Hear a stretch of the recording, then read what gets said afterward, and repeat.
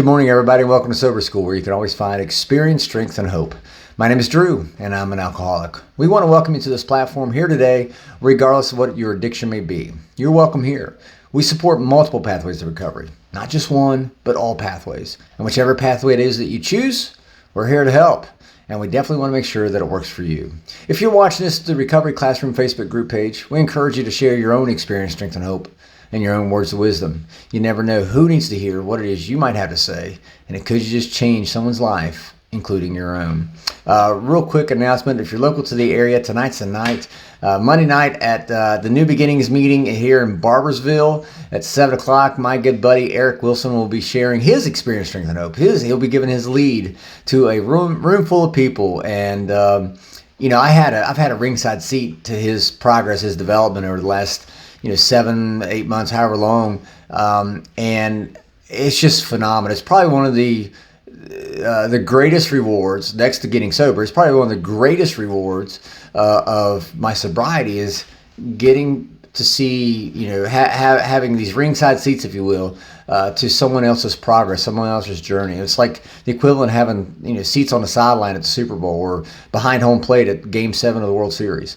So I just couldn't be any more proud of him, and I'm excited to listen to him share his lead tonight. And I know that if you make it down, it'll be awesome. It'll be a lot of fun. So I was outside yesterday doing a lot of yard work. I remember why I like my job so much, my normal job. But I was doing all this yard work, and I remember, I was going, I used to hide liquor there.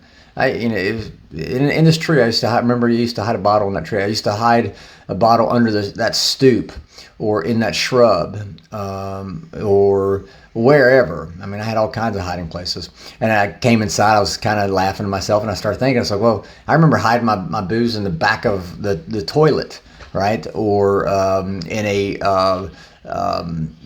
a compartment that went into my crawl space of my house. I remember hiding booze everywhere, and I was like, wait, why was I hiding booze? And I remember thinking, back then, I was afraid someone was going to find my booze and throw it out. And I couldn't have that. I always had to have booze around, right? I always had to have my booze around. If I was like that much left in the bottle, man, it was like the end of the world. I was racing, trying to figure out how to get out to the liquor store to get more. So I always had to have my booze around. But that's what I remember thinking. I didn't want people to find it, so I would hide it.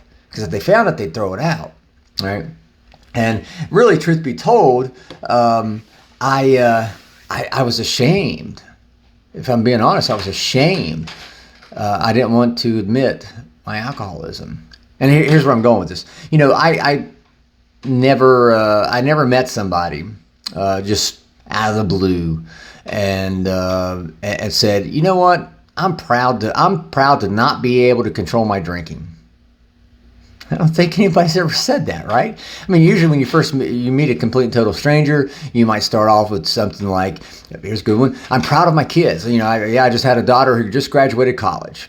Or my son just started high school, or something along those lines, something I'm proud of. And I would share that. But I never sat down with a complete and total stranger and said, you know what, I'm proud of the fact I can't control my drinking. Never happened. And so, truth be told, that was it. That's why I would hide my bottles, because I didn't want, if someone found my bottle of whiskey, I was ashamed. I was ashamed because I was confronted with the fact that deep down inside, on a subconscious level, I just couldn't control my drinking.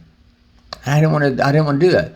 I didn't hide it I could tell myself whatever, but I didn't hide it because I was afraid somebody's going to pour it out. I didn't hide it, but I was afraid my kids were going to, find it. I hid it because I was ashamed. I was ashamed of the fact I couldn't control my drinking.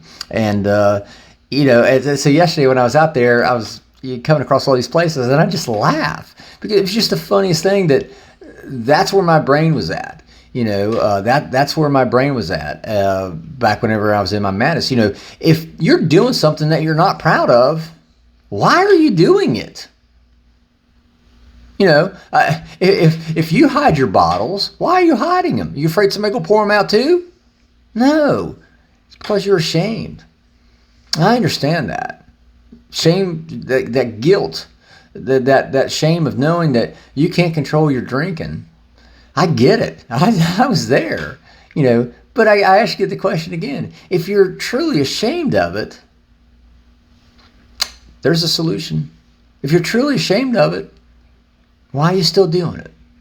It's not like we don't have 88 years worth of examples. I can't tell you the millions of people who successfully completed the program. It's not like we don't have proof that the program works. If you're ashamed of it, why are you hiding? Nowadays I can walk up to a complete total stranger and go, you know what? I'm a recovering alcoholic. And I can be proud of shit. Be proud of it as a peacock, right? Strut my feathers. Yeah. I recovered from a seemingly hopeless state of mind and body. Because now I'm proud of it.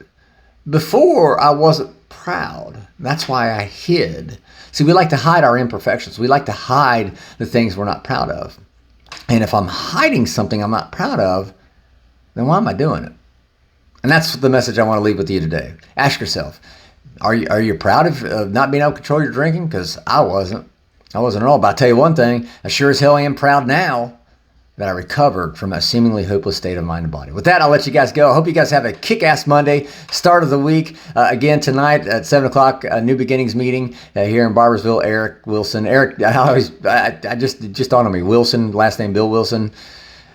Anyway, he's going to be giving his lead tonight, so I'm excited. Look forward to seeing you guys there if you decide to come down and join us.